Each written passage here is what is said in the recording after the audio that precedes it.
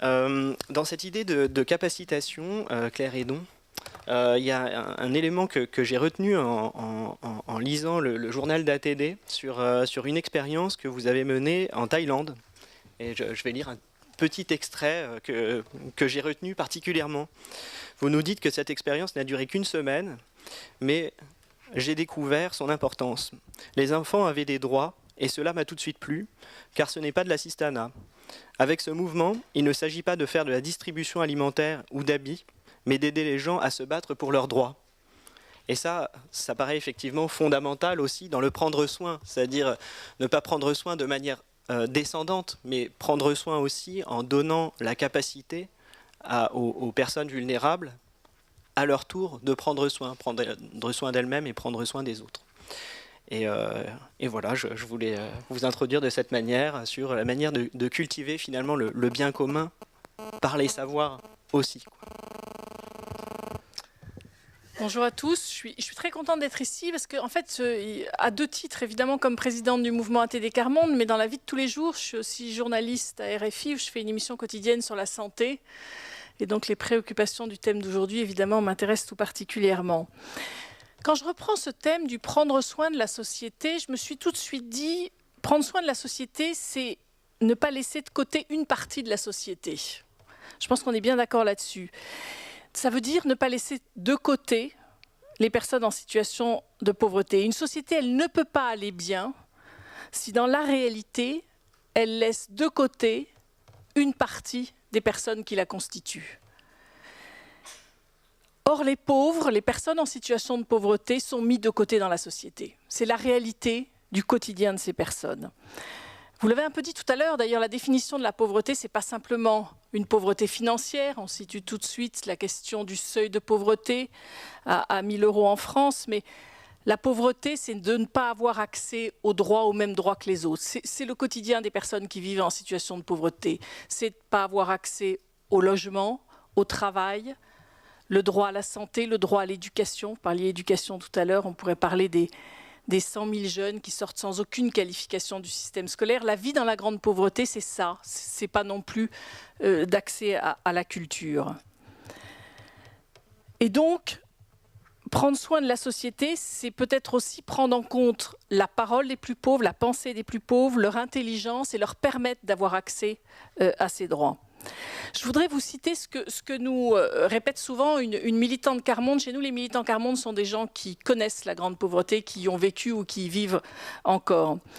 Et Marie-France, il y a 30 ans, Marie-France Zimmer, elle vivait seule avec ses 2 enfants dans un appartement insalubre. Il faisait 11 degrés malgré le chauffage et souvent sans eau. Et elle raconte, je vivais avec les volets fermés, je rasais les murs, j'avais honte.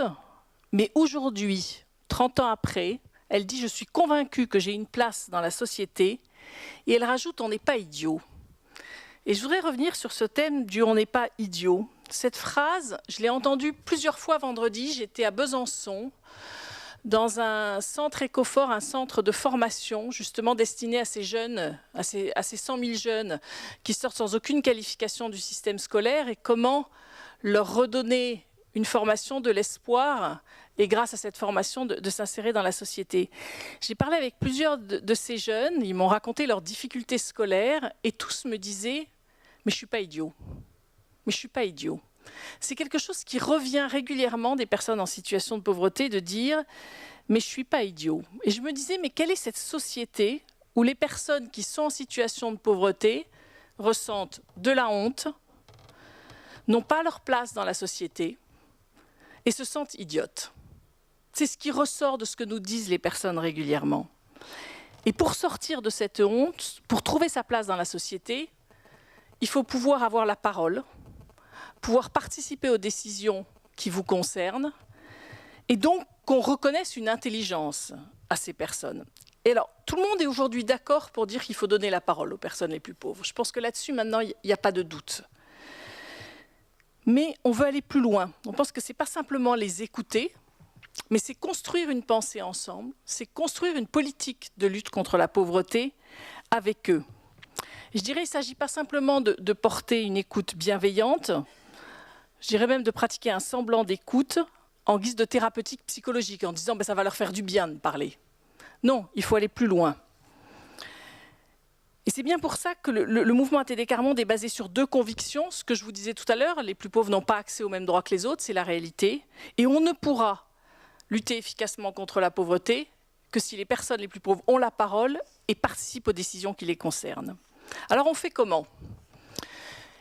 Des lieux de dialogue existent, mais on fait comment pour que les personnes en situation de précarité puissent réussir à prendre la parole? Alors on a à ATD Quart Monde des universités populaires Quart Monde. C'est là que je me suis formée. Moi, j'y ai participé pendant 12 ans. Ça fait 25 ans que je suis dans le mouvement ATD Quart Monde.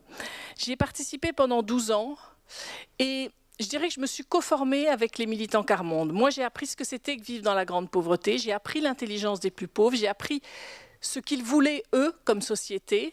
Et j'ai certainement aidé des personnes en situation de précarité à prendre la parole, à élaborer une pensée. Mais ce que je voulais bien dire là-dedans, c'est qu'on s'est co-formés ensemble. Donc si on accepte aussi de reconnaître que nous, il y a des connaissances qu'on n'a pas, que les plus pauvres peuvent apporter, on va pouvoir construire une intelligence commune ensemble. Après les universités populaires Quart Monde, se sont créés des lieux de croisement des savoirs, c'est-à-dire comment l'université peut aussi s'emparer de ce savoir des personnes les plus pauvres, mais pas simplement pour les écouter, pour construire avec elles une pensée.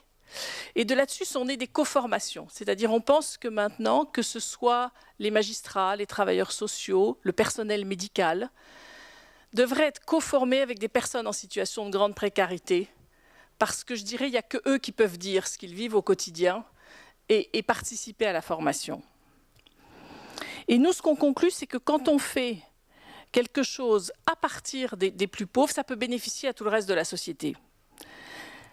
Les lois que nous avons gagnées dans le mouvement ATD Quart Monde avec d'autres, je pense à la loi DALLO, à la CMU, mais je pense aussi au RMI, à chaque fois, ça a été fait avec les personnes en situation de précarité, expérimenté avec elles, réfléchi avec elles. L'expérimentation territoire zéro chômeur de longue durée a procédé du même principe. C'est construit avec les personnes en situation de précarité, comment sur un territoire créer des entreprises à but d'emploi qui vont embaucher l'ensemble des chômeurs de longue durée. La façon dont nous avons aussi évalué les objectifs du millénaire pour le développement, qui sont terminés en 2015, on les a évalués avec des personnes en situation de précarité. C'est ça qui nous a permis aussi d'essayer d'influencer les ODD. Et entre autres, cette phrase qui pour nous était très importante. Dans les OMD, l'objectif c'était de sortir la moitié des personnes de la pauvreté. Et ça, c'est d'une violence inouïe pour les plus pauvres, parce qu'ils savent très très bien qu'ils ne seront pas dans les 50% qui vont s'en sortir. Et donc, on a défendu l'idée qui est passée dans les ODD, ne laisser personne de côté, leave no one behind, et arrêter de raisonner en termes de dire on va en sortir la moitié, mais on va en sortir l'ensemble. Et nous, on dit d'ailleurs, on va plus loin, on dit que tout programme de lutte contre la pauvreté devrait être évalué à partir des 20% les plus pauvres. Donc vous dire qu'à chaque fois, si on pouvait réfléchir, travailler à partir de cette parole, de cette pensée, de cette intelligence des plus pauvres, ça éviterait qu'ils disent ce qu'ils disent, c'est-à-dire ce que j'ai dit au début, la honte, le sentiment d'être exclu de la société et le sentiment d'être idiot.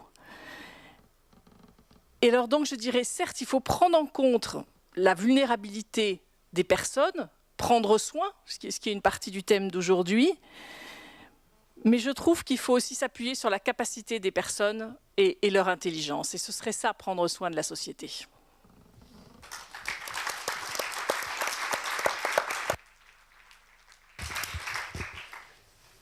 Merci beaucoup.